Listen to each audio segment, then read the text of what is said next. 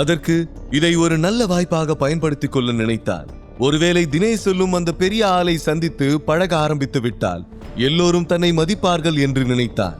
அந்த நபரை பார்க்க வேண்டும் என்ற ஆர்வம் அவனுக்குள் அதிகமாகிவிட்டது. ஆனால் அந்த நபர் வேறு யாரும் அல்ல, சிவாதான் என்று தேவுக்கு தெரியவில்லை. அவன் சற்று நிம்மதியாக உணர்ந்தான். அப்போது அவனுக்கு நந்தினியின் ஞாபகம் வந்தது. இந்த சிவாவோட டென்ஷனால நான் நாண்டிய சரியா கன்சிடர் பண்ணவே இல்லையே என்று யோசித்தான். அதே நேரம் வீட்டுக்கு திரும்பிய நந்தினி உள்ளே நுழைந்தவுடன் ஹேண்ட்பேக்கை சோஃபாவில் வீசி எறிந்துவிட்டு, நான் அவளை சும்மா விட மாட்டேன், அவளுக்கு என் கையால தான் சாவு என்று கத்தினார். அவளுடைய கோபம் எரிமலையாக வெடித்துக் கொண்டிருந்தது. நேராக டிரெஸ்ஸிங் ரூமுக்கு சென்றார். என் கூட போட்டி போடுறதே அவளுக்கு வேலையா போச்சு. ஸ்கூல்ல என்னை விட அதிகமா மார்க் எடுத்து என்ன அவமானப்படுத்தினா, அதுல ஆரம்பிச்சவ இப்ப இன்டர்வியூ வரைக்கும் வந்துட்டா என்று சொல்லிக்கொண்டே அவள் ரூமில் இருந்த எல்லா பொருட்களையும் தூக்கி எறிய ஆரம்பித்து விட்டார். உச்சக்கட்ட கோபத்தில் கொதித்துக் கொண்டிருந்தார். அவளால் தன்னுடைய கோபத்தை கண்ட்ரோல் பண்ணிக் கொள்ளவே முடியவில்லை. சத்தம் கேட்டு ரேகா அந்த ரூமுக்குள் ஓடி வந்தார். நந்தினியின் நிலையை பார்த்து பதறிவிட்டார். வேகமாக நந்தினியிடம் வந்து, என்னாச்சு நந்தினி, ஏன் இப்படி நடந்துக்கிற? என்ன நடந்துச்சுன்னு சொன்னாதானே எனக்கு தெரியும் என்றார். அந்த அவந்திகாவால நான் பைத்தியம் ஆயிடுவோம் போல இருக்குமா. எங்க போனாலும் அவ எனக்கு இடைஞ்சலாவே இருக்கா. சின்ன வயசுல இருந்து என்கிட்ட இருந்து எல்லாத்தையும் பறிச்சுக்கிட்டா. முதல்ல என் அப்பாவை பறிக்க ஆரம்பிச்சவ இப்போ கடைசியா எனக்கு கிடைக்க இருந்த வேலையும் என்கிட்ட இருந்து பறிச்சுக்கிட்டா.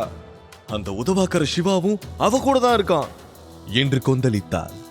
நீ கொஞ்சம் அமைதியா இரு நந்தினி, எனக்கு புரியுற மாதிரி சொல்லு. அவந்திகாவுக்கு எப்படி இந்த வேலை கிடைக்கும்? அவ முழுசா டிகிரி கூட கம்ப்ளீட் பண்ணலையே, அப்புறம் எப்படி? நீ தினேஷ பாத்தியா இல்லையா என்று கேட்டார். இல்லம்மா, நான் அவரை பார்க்கல. சத்யபிரகாஷ்னு ஒரு வயசான ஆளுதான் இந்த இன்டர்வியூ நடத்தினான். அவ என்ன ரிஜெக்ட் பண்ணிட்டான். அத கூட பொறுத்துக்குவேன். ஆனா என்ன ரிஜெக்ட் பண்ணிட்டு அந்த அவந்திகாவை செலக்ட் பண்ணிட்டான். Useless idiot. தினேஷ் மட்டும் என்ன கல்யாணம் பண்ணிக்க சம்மதிக்கட்டும், அதுக்கப்புறம் இருக்கு அந்த ஆளுக்கு. நந்தினி கோபத்தில் பற்களை கடித்தார். கோபத்தில் கண்கள் சிவந்து கண்ணீர் வழிந்து கொண்டிருந்தது. ரிலாக்ஸ் நந்தினி, நீ ஏன் டென்ஷன் ஆகுற? உன் அம்மா நான் இன்னும் உயிரோட தானே இருக்கேன். இதுக்கு என்ன செய்யணும்னு எனக்கு தெரியும் என்று சொல்லி அவளை சோஃபாவில் உட்கார வைத்தார். தந்திரமாக மனதிற்குள் ஒரு திட்டம் தீட்டியவள் தன்னுடைய செல்போனை எடுத்து யாருக்கோ மெசேஜ் அனுப்பினார். நந்தினி மனதில் அவந்திகா செலக்ட் ஆன காட்சிகள் தான் மீண்டும் மீண்டும் ஓடிக்கொண்டே இருந்தது. மறுபக்கம் அவந்திகாவுக்கு வேலை கிடைத்ததை நினைத்து சிவா மிகவும் சந்தோஷமாக இருந்தான். அவளுக்காக ஒரு 5 ஸ்டார் ஹோட்டலில் லஞ்சுக்கு ஏற்பாடு செய்திருந்தார். இருவரும் காரில் சென்று கொண்டிருக்கும் போது அவந்திகா அவனிடம், சிவா, நம்ம ஏதாவது ஒரு நல்ல ஹோட்டலுக்கு போய் சாப்பிடலாமா? எனக்கு ரொம்ப பசிக்குது. இன்னைக்கு ட்ரீட் என்னோடது என்று உற்சாகத்தோடு கூறினார். நோ, இன்னைக்கு ட்ரீட் என்னோடது. நாம இப்போ தாஜ் கோரமண்டல் போறோம் என்று சொல்ல அதை கேட்டு அவந்திகா வியந்து விட்டார். அது ஒரு 5 ஸ்டார் ஹோட்டல் என்று அவளுக்கு தெரியும். சிவா, அது 5 ஸ்டார் ஹோட்டல் வேண்டாம் சிவா, நாம ஒரு சாதாரண ஹோட்டலுக்கு போகலாமே என்றார். நோ அவந்திகா, நான் ஆல்ரெடி லஞ்சுக்கு புக் பண்ணிட்டேன். யூ டோன்ட் வரி, எல்லாத்தையும் நான் பாத்துக்கிறேன் என்று பிடிவாதமாக சொல்ல அவள் அரை மனதோடு ஒப்புக்கொண்டாள். ஆனால் அவள் மனதில் சில சந்தேகங்கள் தோன்றியது. இதுவரை அவளால் சிவாவை பற்றி ஒரு புரிதலுக்கு வர முடியவில்லை. எங்கிருந்து சிவாவுக்கு இவ்வளவு பணம் கிடைக்கிறது? அவன் என்ன வேலை செய்கிறான்? எப்படி அவனுக்கு பணம் வருகிறது என்று அவளுக்கு புரியவில்லை. அதை பற்றி யோசித்துக் கொண்டே வேடிக்கை பார்த்து கொண்டிருக்க சிவாவின் பார்வை இப்போது அவள் மீதுதான் இருந்தது. இளையராஜாவின் காதல் பாடல்களை கேட்டபடி அவளை ரசித்துக் கொண்டிருந்தார். சில நாட்களுக்கு முன் அவன் அவந்திகாவை முதலில் பார்க்கும்போது அவள் மிகவும் பயந்து போயிருந்தார். ஆனால் இன்று அவந்திகா மிகவும் கான்பிடண்டாகவும் போல்டாகவும் தெரிந்தார். சிவா அவளை ரசித்துக் கொண்டிருப்பதை திடீரென கவனித்த அவந்திகா, என்ன சிவா, எதுக்கு என்ன அப்படி பார்க்கிற என்று ஜாடையாக கேட்க அவன் ஒண்ணுமில்ல என்று சொல்லிவிட்டு தன்னுடைய பார்வையை வேறு பக்கம் திருப்பினான். அப்போதுதான் அவனுக்கு தான் சந்தித்த பூக்கடை பாட்டியின் ஞாபகம் வந்தது. அவன் அந்த வழியாகத்தான் போய்க் கொண்டிருந்தான்.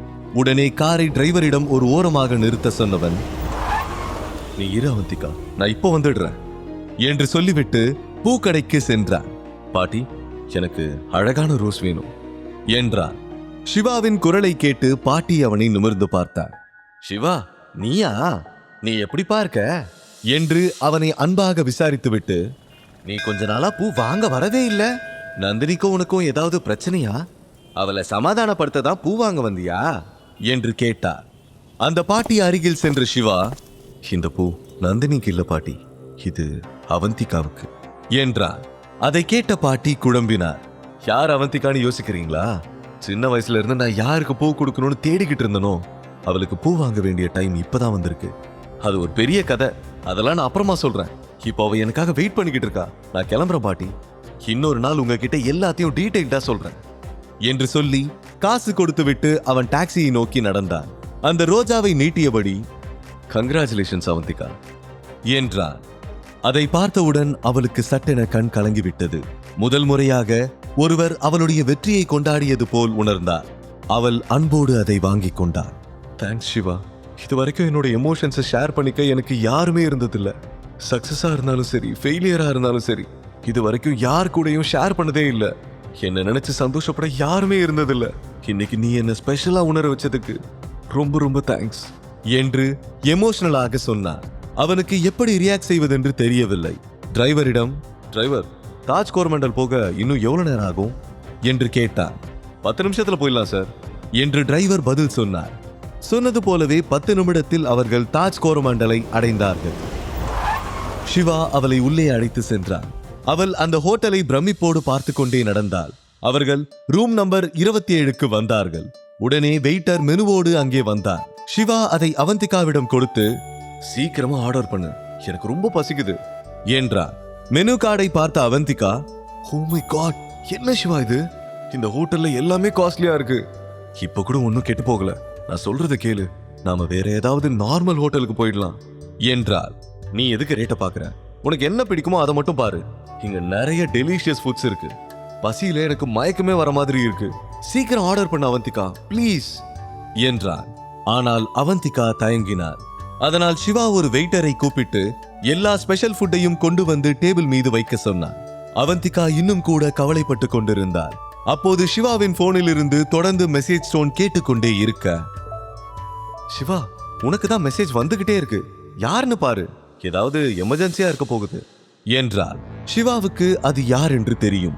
முதல் மெசேஜ் வரும்போதே ஸ்கிரீனில் ரேகாவின் பெயரை பார்த்து விட்டார். ஆனால் அதை இக்னோர் செய்து விட்டார். ஆனால் ரேகா விடாமல் எமர்ஜென்சி கால் மீ என்று அவனுக்கு மெசேஜ் அனுப்பி கொண்டே இருந்தாள். அவந்திகா சொன்னதால், சரி நீ சாப்பிட்டுட்டே இரு, நான் வந்துடுறேன் என்று சொல்ல அவள் சம்மதமாக தலையசைத்தாள். சிவா ஹோட்டலை விட்டு வெளியில் வந்து ரேகாவுக்கு டயல் செய்தார். போனை எடுத்த வேகத்தில், எதுக்காக திரும்ப திரும்ப மெசேஜ் பண்ணிட்டே இருக்கீங்க என்றார். ரேகா ஒரு மாஸ்டர் பிளானை போட்டிருந்தார். அதன்படி அவள் உடனடியாக சிவாவை சந்திக்க வேண்டும் என்று நினைத்தார்.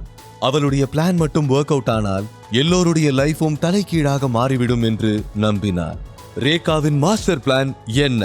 அதில் சிவா சிக்குவானா? சிவாவை நேரில் சந்திக்க வேண்டும் என்று கூறினாள் ரேகா. அதை கேட்ட சிவாவிற்கு சற்று புதிதாக இருந்தது. இதுவரை அவனை ஒரு ஆளாக கூட மதிக்காத ரேகா தன்னை நேரில் சந்திக்க வேண்டிய அவசியம் என்ன என்று யோசிக்க ஆரம்பித்தார். ஹோட்டல் வெளியே நின்று சிவா ரேகாவிற்காக காத்திருக்க அவந்திகா உள்ளே சாப்பிட ஆர்டர் செய்து கொண்டிருந்தார். வெளியே இருந்தாலும் சிவாவின் கவனம் அவந்திகா மீதுதான் இருந்தது. அவளுக்கு எதுவும் ஆகிவிடக் கூடாது என்பதில் உறுதியாக இருந்தான்.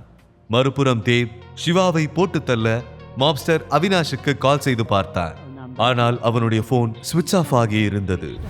அன்று சென்னையின் அவுட்டர் ஏரியாவில் ஒரு அடர்த்தியான காட்டுக்குள் ஒருவன் மரண பயத்தில் கெஞ்சிக் கொண்டிருந்தான்.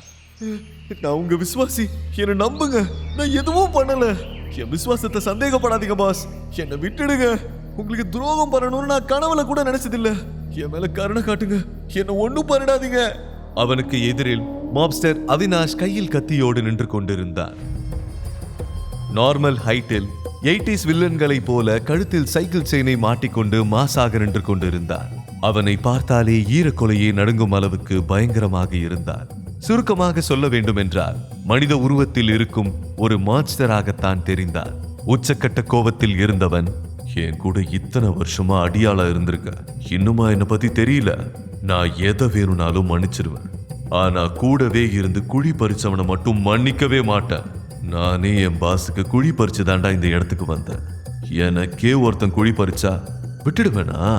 This is your last day. கடவுள் நம்பிக்கை இருந்தா வேண்டிக்கும், ஆனா எந்த பிரயோஜனமும் இல்லை, உன்னால என்கிட்ட இருந்து தப்பிக்கவே முடியாது என்றான். அவனுடைய குரல் சிங்கத்தின் கர்ஜனையைப் போல கம்பீரமாகி இருந்தது. அவனுக்கு எதிரில் மண்டியிட்டு கெஞ்சிக் கொண்டிருப்பவன் அவனுடைய அடியாட்களில் ஒருவன். அவன் அவினாஷை பற்றி போலீசுக்கு தகவல் சொல்லி இருந்தார். அந்த விஷயம் அவினாஷுக்கு தெரிந்துவிட்டது. தன்னை காட்டிக் கொடுக்க நினைத்தவனுடைய சாவு மற்றவர்களுக்கும் ஒரு பாடமாக இருக்க வேண்டும் என்று நினைத்தான். என்ன விட்டுருங்க பாஸ், என்ன விட்டுருங்க என்று அவன் கெஞ்சிக் கொண்டிருக்க அவினாஷ் காதை குடைந்தபடி, எதுக்கு இப்ப நொய் நொயின்னு கொசு மாதிரி கத்திக்கிட்டே இருக்க? முதல்ல உன் நாக்கு தான் வெட்டணும். இந்த நாக்கு தானே என்ன போலீஸ் கிட்ட போட்டு கொடுத்துச்சு. முழு கதையையும் கேட்டு மகிழ பாக்கெட் FM APP டவுன்லோட் செய்யுங்கள். லிங்க் டிஸ்கிரிப்ஷனில் கொடுக்கப்பட்டுள்ளது.